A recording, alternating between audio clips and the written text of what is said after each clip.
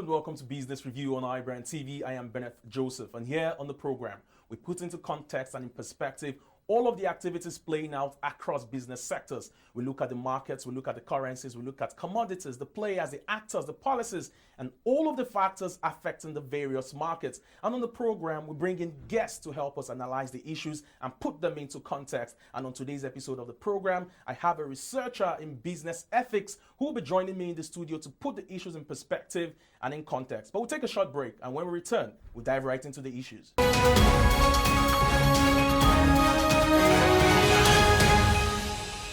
Hello and welcome back to Business Review on iBrandTV, and here on the program we put in context and in perspective all of the activities playing out across business sectors. And joining us in the studio today to help us analyze the issues we'll be looking at is a researcher from the Lagos Business School in Business Ethics, Nicholas Anekwe. Nicholas Anekwe, it's a pleasure to have you on the program. It's a pleasure to be on the program. I remember our time at the Lagos Business School, and it's interesting because I know that your perspective on the issues will definitely leave us better informed. And let's dive right into it. Big story for Africa, big story for Nigeria, big story for women. Former finance minister in Nigeria, Dr. Ngozi Okonjo-Iweala, makes it to the top 2 candidates for the Director General position for the World Trade Organization. How huge is this information for Africa, for Nigeria, and for women in business and across business sectors? I think apart from being huge, it's particularly significant for Africa, especially at the time when the African Continental Free Trade Agreement is being brokered. I think Africa has the chance to put herself on the world map, given that Africa only contributes just 3% of world trade. This is an opportunity for Africa to become more involved in the global arena as regards trade. So I think this is something that's a win for Africa if we can get there. What do you think now? Because when she was finance minister under the President Olusegun Obasanjo administration in Nigeria, she made a lot of huge contributions. But what are those qualities you think might have played a huge role for her to have gotten to this stage of the selection process?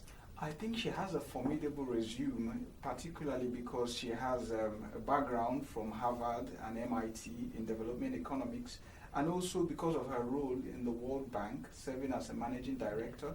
I think my experience with regards to the intersections between trade, finance, and public health, given that she's also working on the board of some of these organizations, will come to play particularly in reforming the WTO and trying to direct its interests better.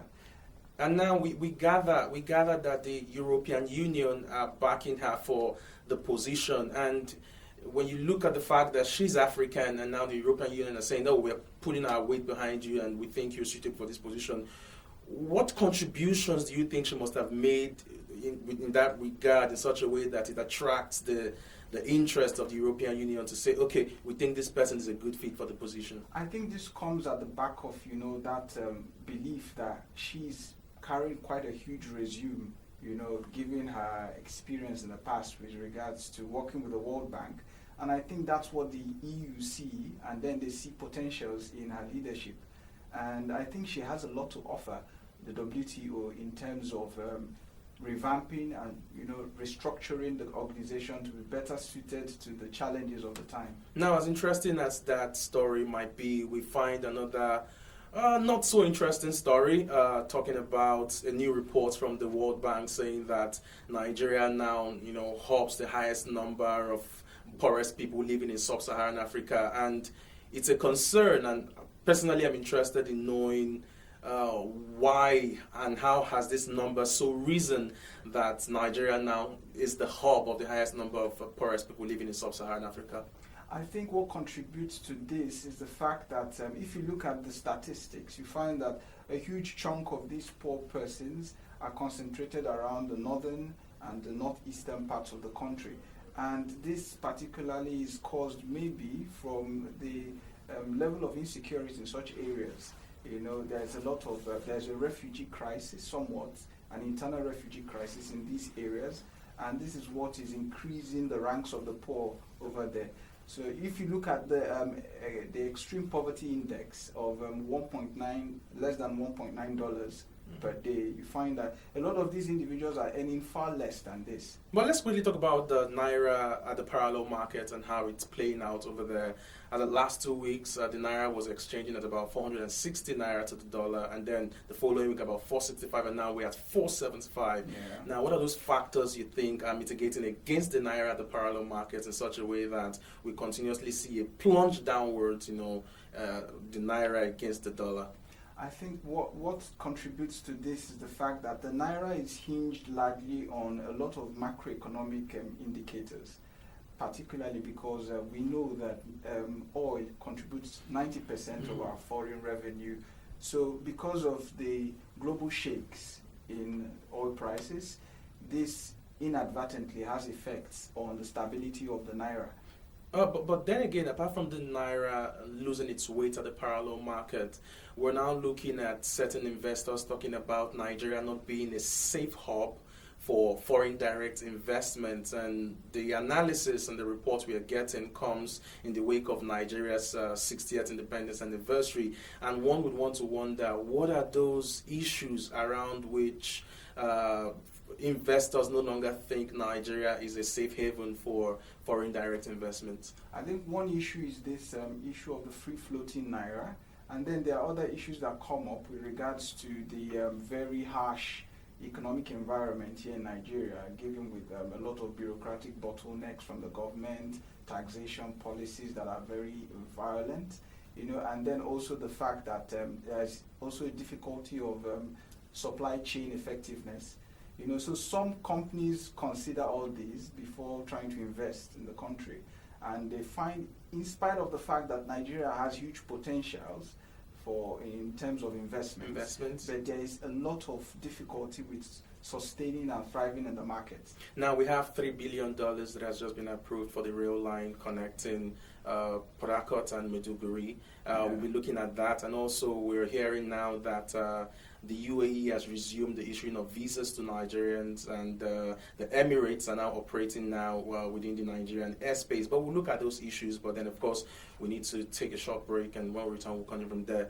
Alright, if you're just joining us, this is Business Review on iBrandTV, and I have been speaking with Nicholas Anakwe, a business researcher in business ethics at the Lagos Business School. We'll take a short break, and when we return we'll dive right into other issues that make the headlines in the world of business. Stay with us.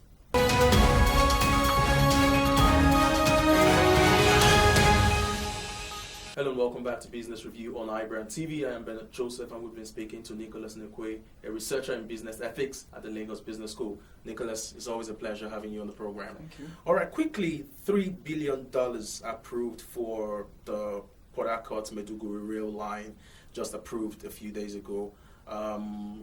What's the impact of this approval by the Nigerian executive, and what impact is this rail line going to have on the Nigerian economy? We know that Port Harcourt is huge in terms of the oil market for Nigeria, and then connecting to the north, to down Maiduguri. What's your take? Well, I think Amechi, the Transport Minister, was really celebrating this, and I think it's something to celebrate because apart from the fact that it's connecting Port Harcourt to the north, it's also cutting across 6 different states, Imo State, Anambra State, Gombe State, I think, and various number of other states. So we find that this can help in terms of easing costs of transportation, and also it can also help in terms of transporting goods. But apart from that, in terms of the strengths of the project, the project has also received a number of, should we say, backlash, as something it's not the priority at this time for the Nigerian government when you put it against other issues we've been facing the country at this time. But do you agree that at this time such a project is not a huge contribution in terms of driving economic factors in the country? I think it's still important to do that, because infrastructural development must not take the lower rung of importance. It's likewise important, but while the government is pushing this forward, I think they should also be interested in other things, not necessarily focusing so much energy on this, but infrastructural development cannot be underplayed. But now let's quickly look at technology, right? So the Director General of the National Information Technology Development Agency, Abdullahi Kashifu, came out to say that, well, if we focus more on technology, it has a way to help, rev up digital transformation and also improve the health sector. Now, I know that you're doing something with regards to technology and its role in changing the face of health and how health is received and as well taken, not just in Nigeria but elsewhere, globally. What is the role of technology in relation to digital transformation in Nigeria, and also how can we make use of the tool of technology to redefine our health sector in Nigeria? The growth of the gig economy is something that we have to grasp and quickly utilize in growing newer opportunities in Nigeria.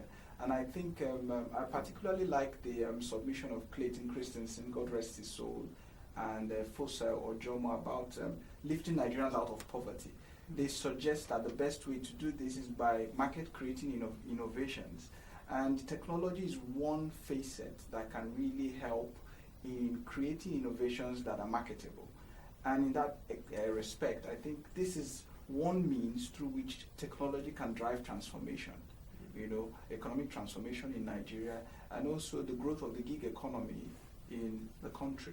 And in that respect, if you look at that strategically, you see that technology has quite grown in Nigeria, especially with the growth of various hubs in various parts of the country.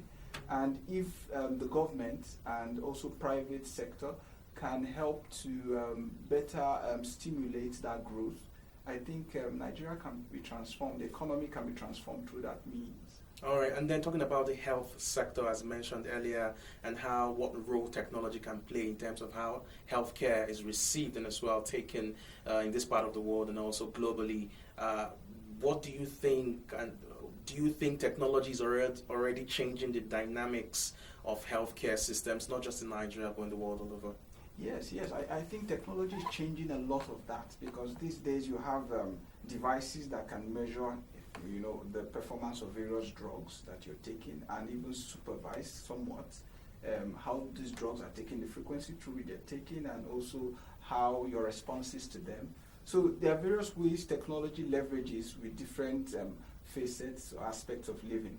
And if we can key into that, especially in regards to the health sector, we can see how technology can revitalize our hospitals, through better gadgets that are able to, deliver health solutions or assist, health experts. Now, having said that, let's look at two big stories still making the headlines. Okay. We're talking about the UAE now coming out to say, oh, we're now issuing visas to Nigerians, which was hitherto put on a hold for some time in the wake of Nigerians being perceived as people with a strong data in terms of those who are into internet fraud and those kinds of things.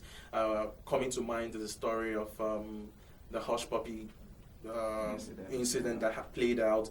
But beyond that, I think the COVID-19 as well also contributed to the fact why they had to put a halt on the issuance of visas. But I think in retaliation, Nigeria said that the Emirates, Fly Emirates, would not be operating for some time within the Nigerian airspace. But now it seems like all of that, both parties have come to the table, and the UAE are now giving out visas, and then the Emirates are now being allowed to operate within the Nigerian airspace. The dynamics of that conversation is something I know you are abreast with, and I probably would just like you to discuss a few points with regards to what played out, what is playing out, and what is likely to play out. Well, generally people had concluded that the reason for the stop or the ban on the issuance of UAE visas to Nigerians was because of the severing of bilateral relations between both countries.